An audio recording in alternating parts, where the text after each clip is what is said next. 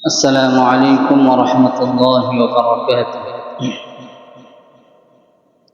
إن الحمد لله حمدا يليق بجلاله وكماله، وسبحانه وتعالى له الحمد في الأولى والآخرة، وهو على كل شيء قدير.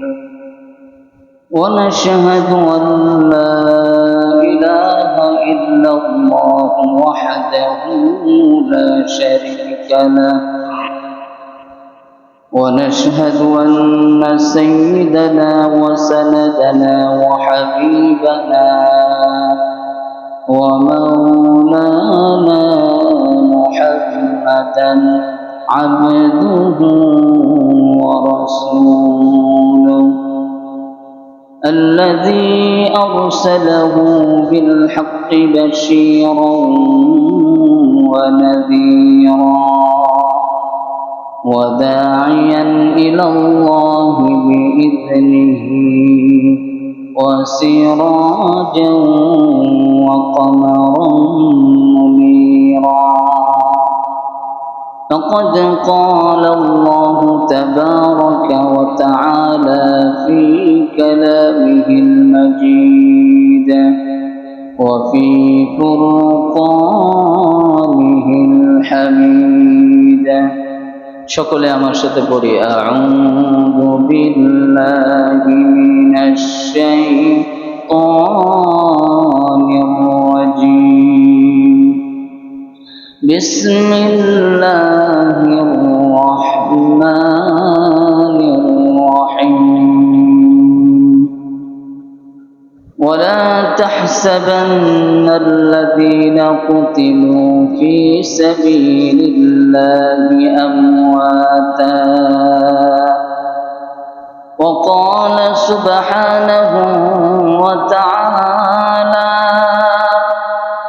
في شان حبيبه ومحبوبه آمرا ومخبرا: إن الله وملائكته يصلون على النبي يا أيها الذين آمنوا صلوا عليه وسلموا تسليما.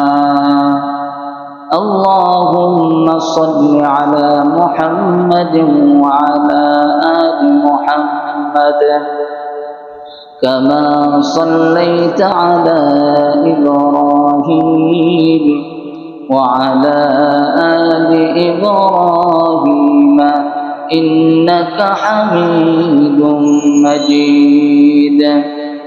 اللهم بارك على محمد وعلى آل محمد كما باركت على إبراهيم وعلى آل إبراهيم إنك حميد مجيد. بلغ العلا بكماله، كشف الدجى بجماله، حسنت جميع خصاله.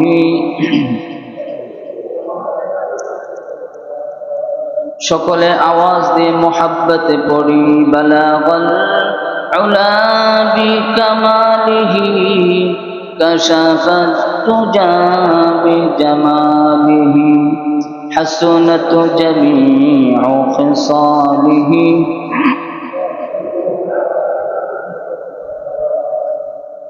রূহে হুসনে মুস্তাফা, रूहे हुस्ने मुस्तफा ही एक बहारे बेकरार, उसके साहिल तक कोई شیری بیاں پوسا نہیں بلغ العلا بکمالہ کشف الدجى بجمالہ حسنت جميع خصاله صلوا عليه আলহামদুলিল্লাহ। মহান আল্লাহ তাবারক ওয়া তাআলার আলিশানে দরবারে লাখো কোটি শুকরিয়া জ্ঞাপন করছি যে মহান আল্লাহ রাব্বুল আলামিন আজকের এই মুতাবারক জুমার দিনে, পবিত্র দিনে, মুহররম মাসে জুমার নামাজের লক্ষ্যে আসা বসা এবং কোরআন সুন্নাহর আলোকে কিছু কথা বলা এবং শোনার তৌফিক দান করেছেন। সেজন্য আমরা সেই মহান মালিকের দরবারে হৃদয়ের সবটুকু ভালোবাসাকে উজাড় করে দিয়ে শুকরিয়া আদায় করছি। সকলে পড়ছি আলহামদুলিল্লাহ। রব্বানা লাকাল হামদ হামদান কাসীরান طيبا مباركا فيه يا ربي لك الحمد كما ينبغي لجلال وجهك وعظيم سلطانك। আমরা প্রশংসা করলাম কার? আর একটু আওয়াজ দিয়ে বলি, আমরা প্রশংসা করলাম কার? আল্লাহ সুবহানাহু ওয়া তাআলা আমাদের সকলকে দিন প্রতিষ্ঠার জন্য, আমাদের সকলকে দিনের জন্য কবুল আর মঞ্জুর করুন। সকলে পড়ি আমিন। সম্মানিত হাজিরিন, আমরা এখন বর্তমানে যে মাসটিতে অবস্থান করছি, এই মাসটির নাম হচ্ছে মুহররম মাস। এই মাসটির নাম কি? একটু সবাই বলেন, এই মাসটির নাম কি? মুহররম মাসটি হচ্ছে হিজরি সনের প্রথম মাস, আর এই মাসটি একটি গুরুত্বপূর্ণ মুবারকপূর্ণ একটি মাস। আমরা বিগত জুমায় মুহররম মাসের গুরুত্ব ও ফজিলত সম্পর্কে আলোচনা করছিলাম এবং শুনছিলাম। আমরা এই সপ্তাহে আশুরার দিনের যে তাৎপর্য এবং এই দিনে কারবালার কি ঘটনা ঘটেছিল সে সম্পর্কে আমরা কিছু আলোচনা শুনবো। সকলে পড়ি ইনশাআল্লাহ। আমার প্রিয় ভাইয়েরা, মুহররম মাসের মধ্যে ফজিলতপূর্ণ একটি দিন হচ্ছে ইয়াউম আশুরা, অর্থাৎ আশুরার দিন। এই দিনটি মুসলমানদের জন্য অত্যন্ত গুরুত্বপূর্ণ একটি দিন। যেমন এই দিনে আল্লাহ সুবহানাহু ওয়া তাআলা মুসলমানদেরকে অনেক বিজয় দান করেছেন, বলেন আল্লাহু আকবার। এই আশুরার দিনে আল্লাহ সুবহানাহু ওয়া তাআলা আমাদের আদি পিতা হযরতে আদম আলাইহিস সালাতু ওয়াস সালামের তওবা কবুল করেছেন, পড়েন সুবহানাল্লাহ। এই আশুরার দিনেই আল্লাহ সুবহানাহু ওয়া তাআলা হযরতে ইউনূস আলাইহিস সালাতু ওয়াস সালাম যখন মাছের পেটের ভিতরে ছিলেন, তিনি দোয়া করেছিলেন, লা ইলাহা ইল্লা আনতা সুবহানাকা ইন্নী কুনতু মিনাজ জালিমিন। আর এই দোয়া পড়ার পরে আল্লাহ তাআলা কবুল করলেন যেই দিন, সেই দিনটি হচ্ছে আশুরার দিন, বলেন আল্লাহু আকবার। শুধু তাই নয়, মুসলমান ইমানদারদের জন্য এই দিনটি কেমন বিজয়ের দিন ছিল। কয়েক হাজার বছর পূর্বে আল্লাহ সুবহানাহু ওয়া তাআলা পৃথিবীর কুখ্যাত কাফের জালিম সরকার সেই ফেরাউনের কবল থেকে সাইয়েদনা হযরতে মূসা আলাইহিস সালাতু ওয়াস সালাম এবং বনি ইসরাইলকে মুক্তি দান করেছিলেন। এই জন্য এই মুহররম মাস আশুরার দিনটি ঐতিহাসিকভাবে যেমন তাৎপর্যপূর্ণ, তেমনিভাবে এই আশুরার দিনটি মুসলমানদের জন্য যেমন বিজয়ের দিন, তেমনিভাবে এই আশুরার দিনটি আবার মুসলমানদের জন্য অত্যন্ত দুঃখের দিন এবং অত্যন্ত বেদনা বিধুর একটি দিন। কারণ হলো আমার আপনার পয়গম্বর জনাবে মুহাম্মদুর রাসূলুল্লাহ সাল্লাল্লাহু আলাইহি ওয়াসাল্লামের ওফাতের 50 বছর পর 61 হিজরির 10ই মুহররম আশুরার এই দিনে ইরাকের কারবালা নামক স্থানে নবীজির প্রিয় দৌহিত্র, নবীজির প্রিয় নাতি হযরতে হুসাইন রাদিয়াল্লাহু আনহুকে এই নবীর উম্মতেরই কিছু হতভাগা মানুষেরা হযরতে হুসাইন রাদিয়াল্লাহু আনহুকে নির্মমভাবে শহীদ করেছে। এই জন্য 10ই মুহররম যেমন ঐতিহাসিকভাবে তাৎপর্যপূর্ণ, কারণ হচ্ছে এটি মুসলমানদের জন্য বিজয়ের দিন, এটি মুসলমানদের জন্য অত্যন্ত গুরুত্বপূর্ণ একটি দিন। আবার অন্যদিকে এই দিনে কারবালার ঘটনার কারণে মুসলমানদের জন্য অত্যন্ত বেদনা বিদুরপূর্ণ একটি দিন। কথা বলেন ঠিক কিনা? সেজন্য আমি আজকে আপনাদের সামনে সেই হৃদয় বিদারক কারবালার ঘটনা কিভাবে ঘটেছিল সেই সম্পর্কে আপনাদের সামনে আলোচনা করব। কারবালার এই হৃদয় বিদারক ঘটনার পূর্বে কি প্রেক্ষাপট তৈরি হয়েছিল সেই বিষয়ে আমাদের জানার দরকার আছে, ঠিক কিনা? আমরা যদি সেই বিষয়টা জানতে পারি তাহলে বুঝতে পারবো এই কারবালার ঘটনাটা কেন ঘটেছিল।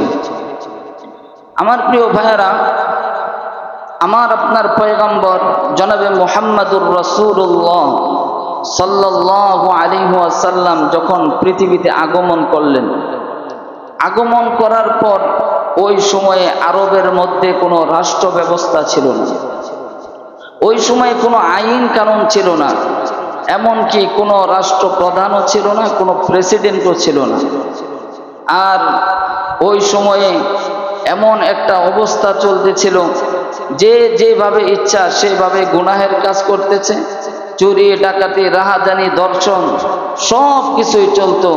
যেহেতু রাষ্ট্র ব্যবস্থা ছিল না, আইন কানুন ছিল না, যার কারণে কারো কোনো কথা বলার কোনো অধিকারও ছিল না। যেমন মনে করেন আমাদের এই বাংলাদেশে একটা রাষ্ট্র ব্যবস্থা আছে, ঠিক কিনা? একটা আইন কানুন আছে। কেউ যদি এই আইনের বাহিরে যায় তাহলে তার একটা শাস্তিরও ব্যবস্থা আছে, ঠিক কিনা? কিন্তু ওই সময়ে আরবের মধ্যে কোনো রাষ্ট্র ব্যবস্থা ছিল না, আর এই জন্যই ওই সময়টাকে বলা হয় জাহিলিয়াতের যুগ। আর এই জাহিলিয়াতের সময়ে আমার আপনার পয়গম্বর নবী মুহাম্মাদুর রাসূলুল্লাহ সাল্লাল্লাহু আলাইহি ওয়াসাল্লাম আগমন করলেন। আগমন করার পর নবীজি এসে দেখলেন সব জায়গায় রাহাজানি চুরি ডাকাতি এবং ফিতনা ফাসাদ সব জায়গায়। আল্লাহ তাআলা যখন আমাদের নবীজি সাল্লাল্লাহু আলাইহি ওয়াসাল্লামকে নবুয়ত দান করলেন, নবুয়ত দান করার পর আল্লাহর হাবিব তিনি মানুষের কাছে তাওহীদের দাওয়াত নিয়ে গেলেন, কালিমার দাওয়াত নিয়ে গেলেন। আমরা মোটামুটি সকলেই জানি যে আল্লাহর রাসূল সাল্লাল্লাহু আলাইহি ওয়াসাল্লাম যখন এই কাফের মুশরিকদের কাছে দাওয়াত নিয়ে যাইতেন তখন আল্লাহর রাসূলকে বিভিন্নভাবে কটূক্তি করা হতো, এমনকি আল্লাহর হাবিবের শরীর পর্যন্ত আঘাত করা হয়েছে। কথা বলেন ঠিক কিনা? এইভাবেই মক্কা নগরীর দিনগুলো আল্লাহর রাসূলের চলতেছে।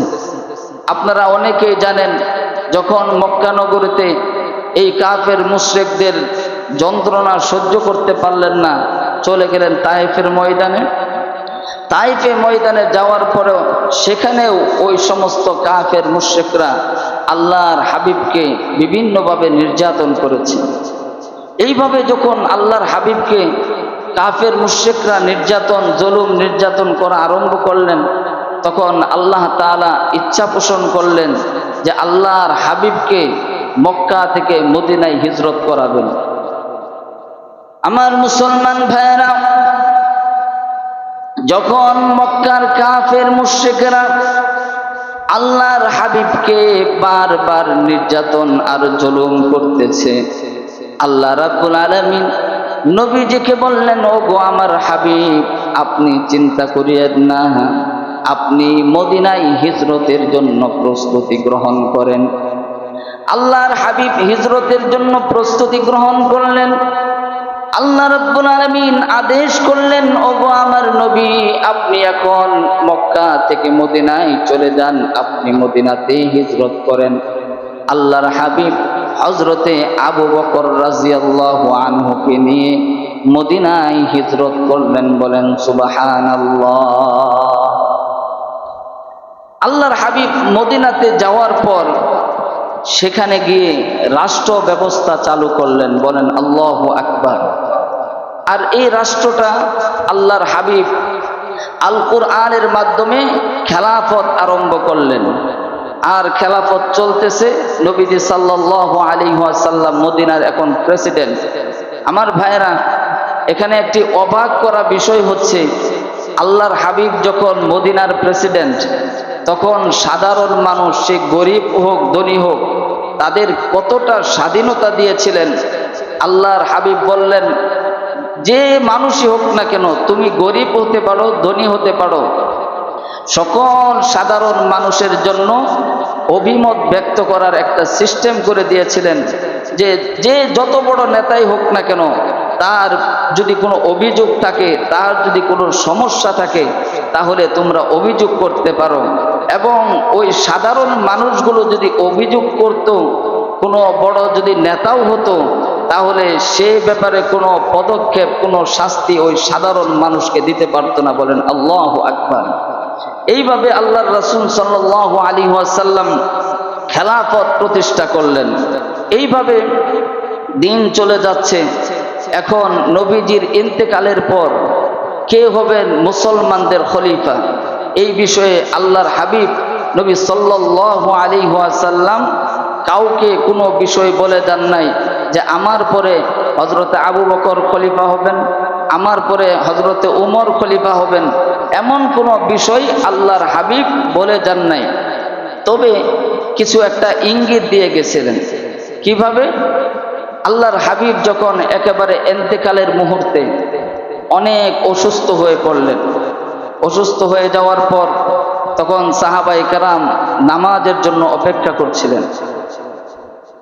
আল্লাহর হাবিব নবী মুহাম্মদুর রাসূলুল্লাহ সাল্লাল্লাহু আলাইহি ওয়াসাল্লাম সাহাবায়ে কেরামদেরকে ডেকে বললেন, ও আমার সাহাবারা, মুরু আবা বকরিন ফালইউসাল্লি বিন-নাস, তোমরা আর অপেক্ষা করো না, তোমরা আমার সাহাবী হযরতে আবু বকরের ইমামতিতে তোমরা নামাজ আদায় করে নাও। বলেন সুবহানাল্লাহ। আল্লাহর হাবিবের ঘোষণা ছিল, যারা খলিফা হবেন, যারা মদিনার প্রেসিডেন্ট হবেন, তিনি হবেন একজন ইমাম এবং খতিব, এবং যিনি প্রেসিডেন্ট হবেন তিনি ঈদগাহের মাঠের ইমাম হবেন। অন্য আরেকটি হাদিসে এসেছে, আমার রাসূলুল্লাহ সাল্লাল্লাহু আলাইহি ওয়াসাল্লাম আবা বকরিন আন ইউসাল্লি বিন-নাস, আল্লাহর হাবিব হযরতে আবু বকর রাদিয়াল্লাহু আনহুকে আদেশ করলেন, হে আবু বকর, তুমি সকল মুসলমানদের ইমামতি করো। ওয়াকানা আবু বকরিন আন ইউসাল্লি বিহিম, আর নবীজি যখন জীবিত ছিলেন, জীবদ্দশায় হযরতে আবু বকর রাদিয়াল্লাহু আনহু সকল ইমানদার, সকল মুসলমানদের ইমামতি করলেন। বলেন সুবহানাল্লাহ। তাহলে এই হাদিস থেকে আমরা বুঝতে পারলাম যে নবীজির ইন্তেকালের পর হযরতে আবু বকর খলিফা হবেন। কথা বলেন ঠিক কিনা? কারণ যে খলিফা হবে তার দায়িত্ব হচ্ছে সে মদিনার ইমাম ও খতিব হবেন এবং ঈদগাহের মাঠের ইমাম হবেন। আর আল্লাহর হাবিব জীবদ্দশায় হযরতে আবু বকরকে বলে গেলেন, তুমি নামাজ পড়াও, তুমি খুতবা দাও, তুমি ইমামতি করো। তাহলে এখান থেকে ইশারায় বোঝা যায় যে নবীজি যখন ইন্তিকাল করবেন, ইন্তিকালের পরেই খলিফা হবেন কে? কথা বলেন, কে খলিফা হবেন? হযরতে আবু বকর রাদিয়াল্লাহু আনহু।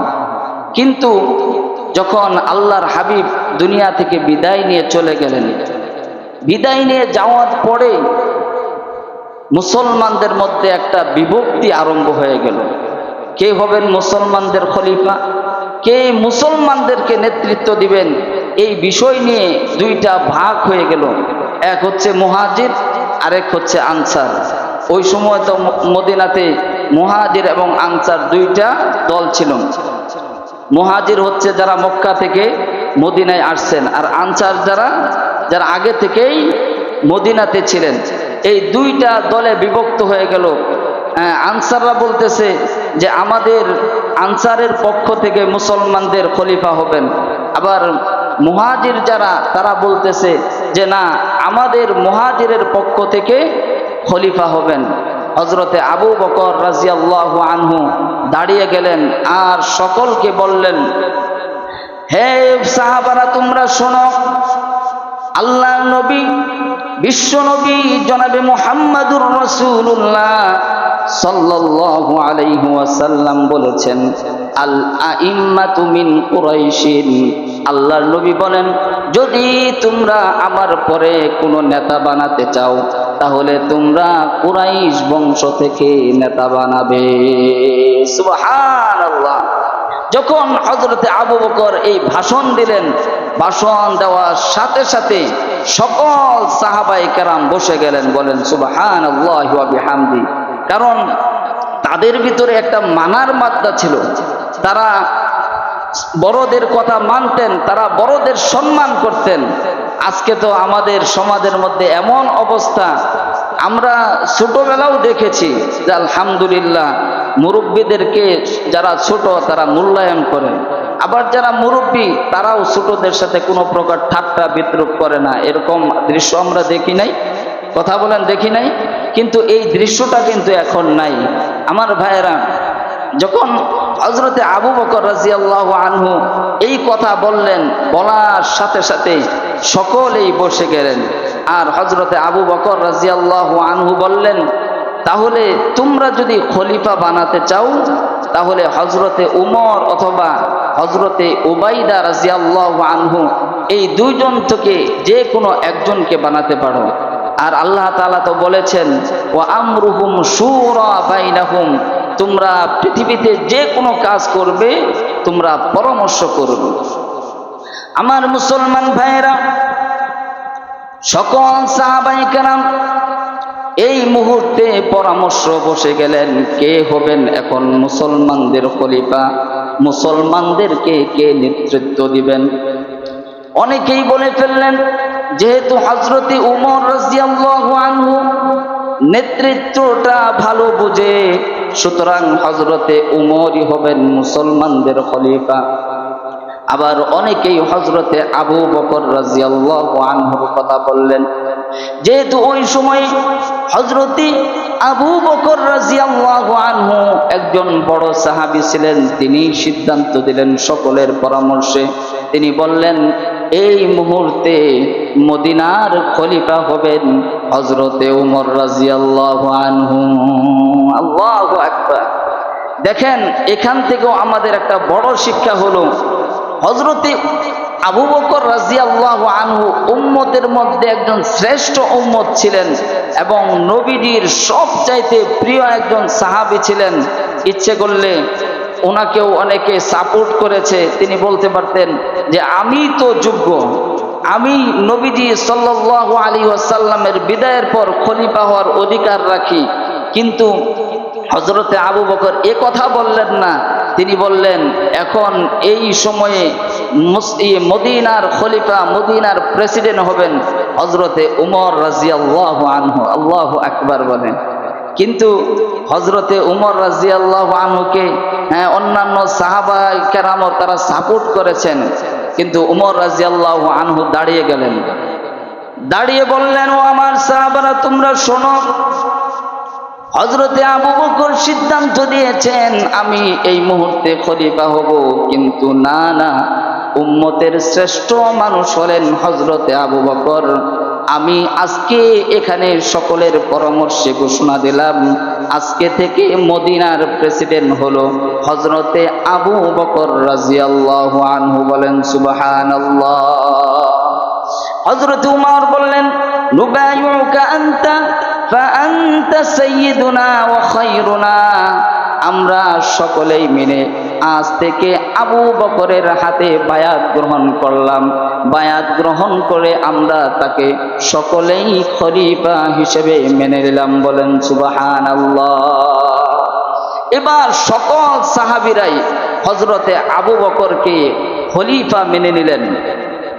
এরপর যখন হযরতে আবু বকর রাদিয়াল্লাহু আনহু দীর্ঘদিন খেলাফত প্রতিষ্ঠা করলেন, খেলাফত চালাইলেন, এরপর যখন তিনি একেবারে ইন্তেকালের সময় চলে আসলো, এখানেও আমাদের জন্য আরেকটি বড় শিক্ষা হচ্ছে, হযরতে আবু বকর রাদিয়াল্লাহু আনহু ইচ্ছে করলে তার সন্তান একজন বিচক্ষণ সন্তান ছিলেন, তার সন্তান একজন বড় আলেম ছিলেন, তিনি বলতে পারতেন আমার মৃত্যুর পর খলিফা হবে আমার সন্তান আব্দুর রহমান।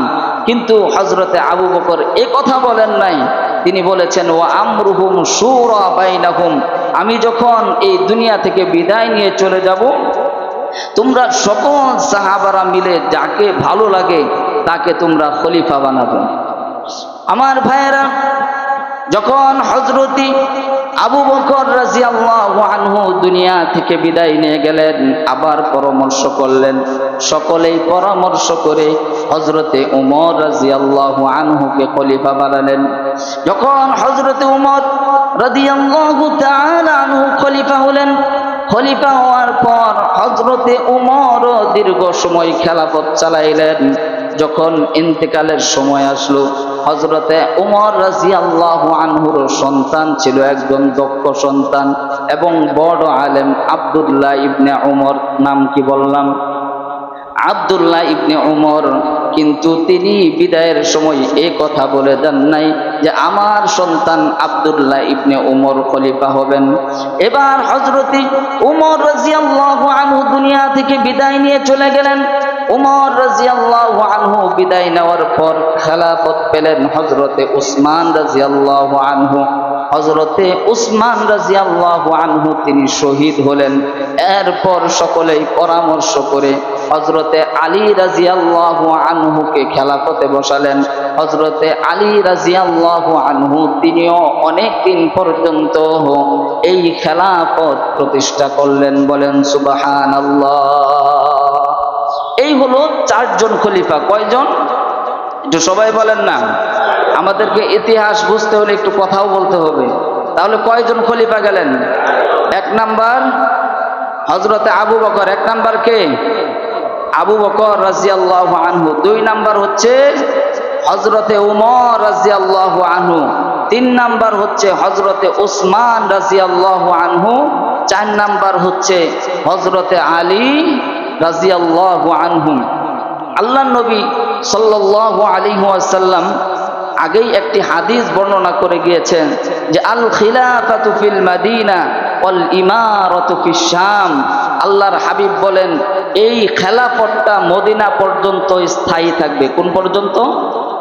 তো সবাই বলেন মদিনা পর্যন্ত এই খেলাফতটা স্থায়িত্ব থাকবে, আর শাম থেকে শুরু হবে ইমারত। হযরত আলী রাদিয়াল্লাহু আনহু খেলাফতের পরেই তার সন্তান নবী সাল্লাল্লাহু আলাইহি ওয়াসাল্লামের প্রিয় বড় নাতি হযরতে হাসান রাদিয়াল্লাহু আনহু 2.5 থেকে 3 মাস পর্যন্ত খেলাফতের দায়িত্ব পালন করলেন। আমরা অনেকেই জানি যে হযরতে উমর রাদিয়াল্লাহু আনহুর যখন খেলাফত ছিল তখন খুব শক্ত এবং মজবুত ছিল। বলেন আল্লাহু আকবার। কিন্তু যখন হযরতে উমর রাদিয়াল্লাহু আনহু দুনিয়া থেকে বিদায় নিয়ে গেলেন, এরপরে হযরতে উসমান আসলেন, হযরতে আলী আসলেন, কিন্তু এই সময়ে পৃথিবীর মধ্যে মুনাফিকে ভরে গেল। মুসলমানদের মধ্যেও মুনাফিক, আর কাফের মুশরিকরাও তো তারা চায় কিভাবে মুসলমানদের মধ্যে দাঙ্গা হাঙ্গামা বাঁধানো যায়। হযরতে উসমান রাদিয়াল্লাহু আনহুকে কিন্তু এই মুনাফিকরাই শহীদ করেছেন। হযরতে আলী রাদিয়াল্লাহু আনহুকে এই মুনাফিকরাই শহীদ করেছেন। আর ওই সময়ে মুসলমানদের মধ্যে বারবার দাঙ্গা হাঙ্গামা লাগার একটা ব্যবস্থা হয়ে যেত। আবার এই সাহাবায়ে কেরামরা তারা এটাকে নির্মূল করার চেষ্টা করতেন। কিন্তু উমরের মতো আর রাষ্ট্র ব্যবস্থা কি শক্তিশালী আর মজবুত হয় না। এবার হযরতে হাসান রাদিয়াল্লাহু আনহু আসলেন। আসার পরে আবার সেই একই অবস্থা, দুই দলে বিভক্ত হয়ে গেল। কয় দলে?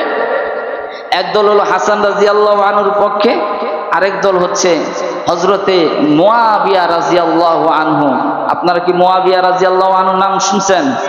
হযরতে মুয়াবিয়া রাদিয়াল্লাহু আনহু তিনি এমন একজন সাহাবী যিনি কাতেবে ওহি বলা হয়, অর্থাৎ এই যে আমরা কোরআনে কারীম তেলাওয়াত করি, যে কোরআনে কারীম আমাদের কাছে আসছে, এই কোরআনে কারীম যখন নাজিল হতো, হযরতে মুয়াবিয়া রাদিয়াল্লাহু আনহু তিনি প্রথম এই লিখিত আকারে এই কোরআনে কারীমকে লিখেছেন। বলেন সুবহানাল্লাহি ওয়া বিহামদিহি।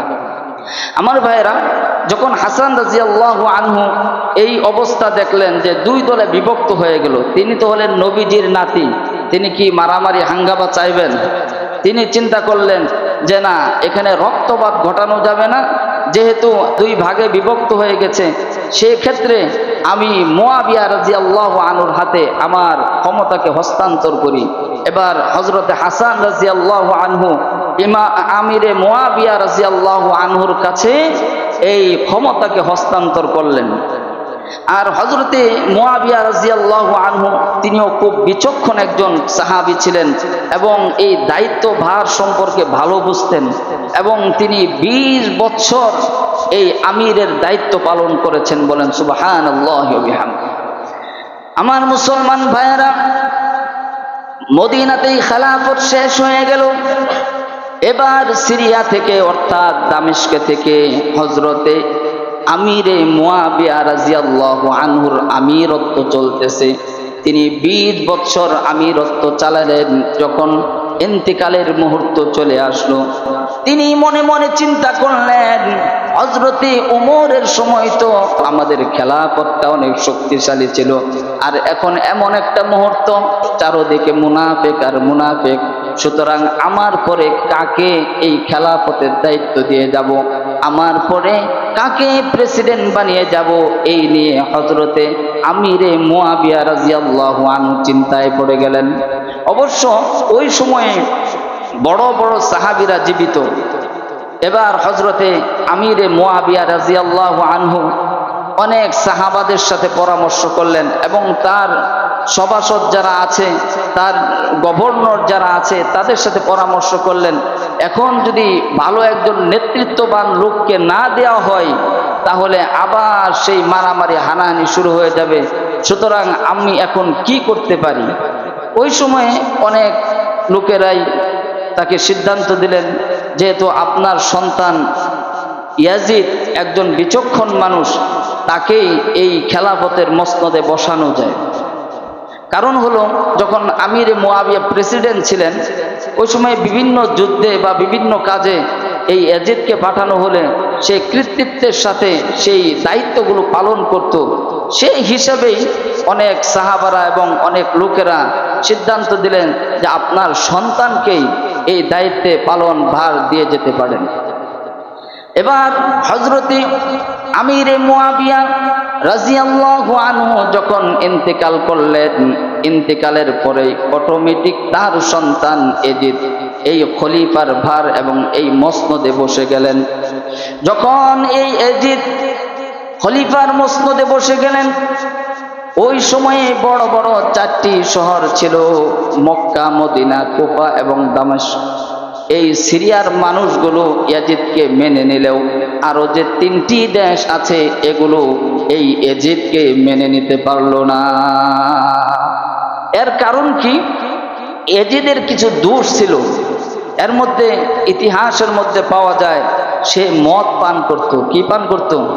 এখন আপনারা বলেন, এই ইসলামী একজন রাষ্ট্রনায়ক হবে, সে যদি মদখোর হয়, তাহলে তাকে দিয়ে কি ইসলামী রাষ্ট্র পরিচালনা করানো যাবে? কথা বলেন, তাকে দিয়ে কি রাষ্ট্র পরিচালনা করানো যাবে? এই জন্য কুফাবাসী, মক্কাবাসী এবং মদিনাবাসী তারা এই খেলাফতকে মেনে নিল না। তারা বলল যে না, আমরা ইয়াজিদকে মানি না। আমি আসলেও যে ঘটনায় যেতে চাচ্ছি, কারবালার ঘটনা, এটা কিভাবে সূচনা হলো, আমার ভাইয়েরা সংক্ষেপেই শেষ করে দিতে হবে। এবার ইয়াজিদ মসনদে বসলেন, এদিকে মদিনাও ইয়াজিদকে মানতেছে না, মক্কারাও মানতেছে না, কুফাবাসীরাও মানতেছে না। মদিনার অনেকেই বলতেছে যে হুসাইন রাদিয়াল্লাহু আনহু থাকতে, একজন যোগ্য ব্যক্তি থাকতে কিভাবে ইয়াজিদ খেলাফতের মসনদে বসে, এটা আমরা মেনে নিতে পারবো না। এইভাবে যখন চলতেছে, তখন এই কুফাবাসীরা হযরতে হুসাইন রাদিয়াল্লাহু আনহুর কাছে বারবার চিঠি পাঠাচ্ছেন, আর চিঠির মধ্যে লিখতেছে, প্রিয় নবীজির নাতি আমরা আপনার কাছে বায়াত হতে চাই এবং আপনাকে আমরা খলিফা হিসাবে দেখতে চাই। এইভাবে বারবার এই কুফাবাসীরা তাকে চিঠি পাঠাচ্ছেন।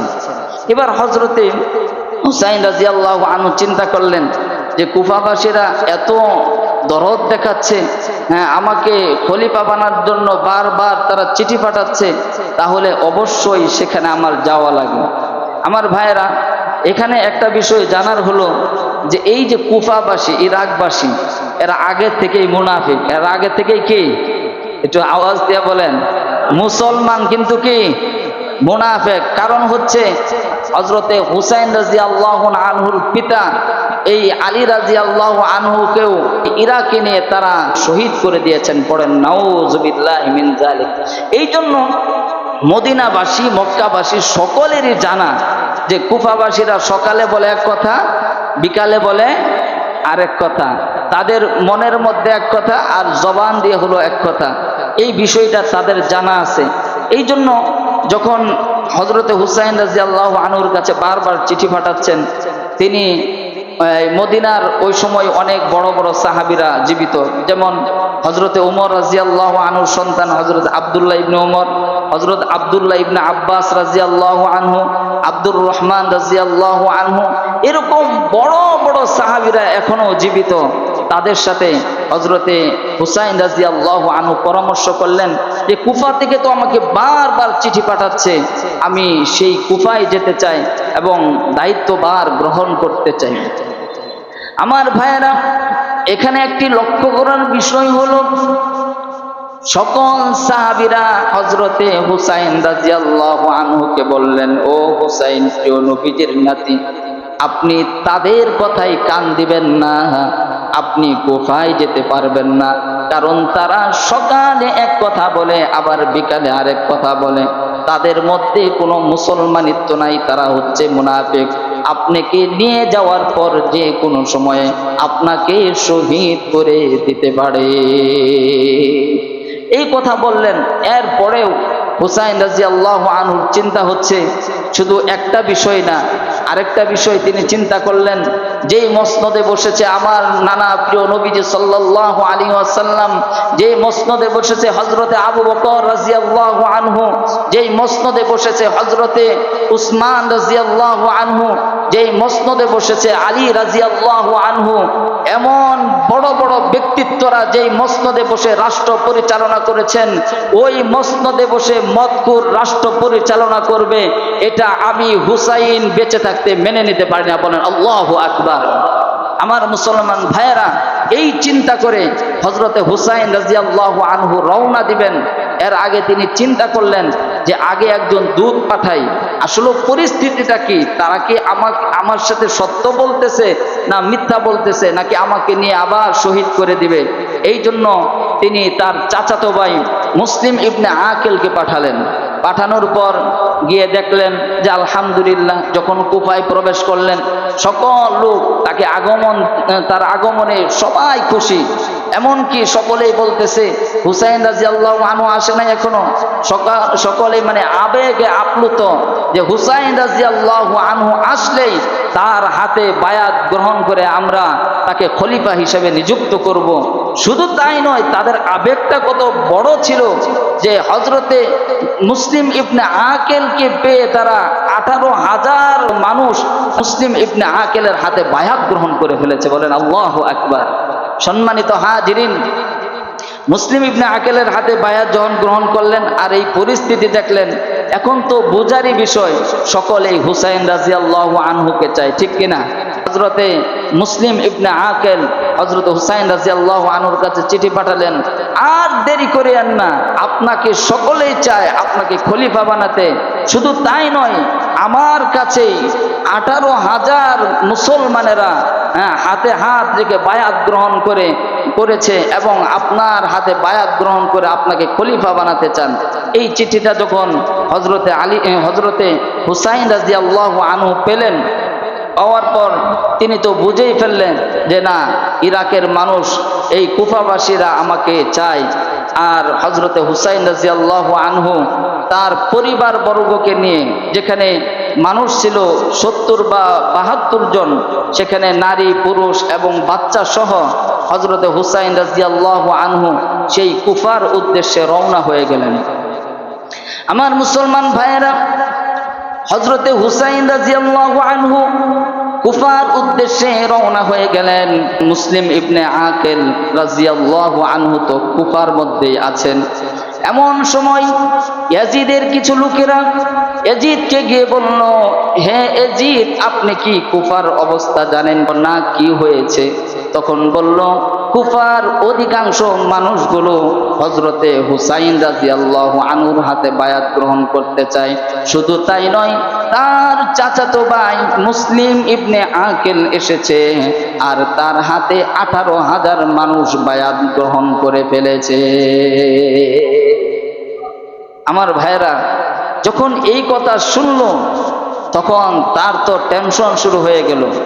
যদি কুফাতে হুসাইন রাদিয়াল্লাহু আনহু আসতে পারে তাহলে তো আমার ক্ষমতা আর থাকবে না, আমার মসনদ আর থাকবে না। এবার সৈন্যবাহিনীকে অর্ডার করলো, যেভাবেই হোক হুসাইন যেন এই কুফার ভিতরে প্রবেশ করতে না পারে।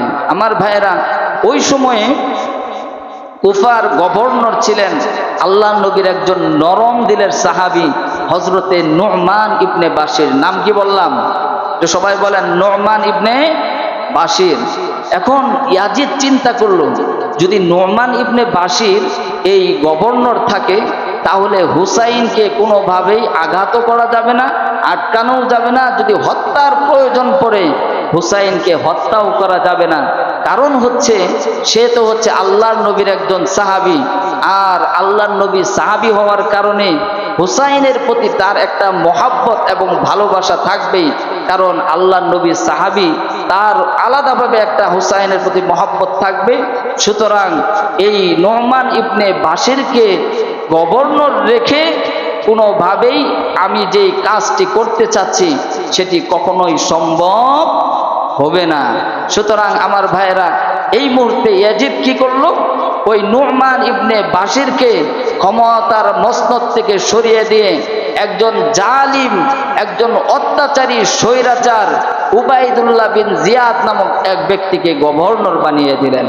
আমার প্রিয় ভাইয়েরা, যেহেতু সময় নেই, আগামী সপ্তাহে ইনশাআল্লাহ এখান থেকে কারবালার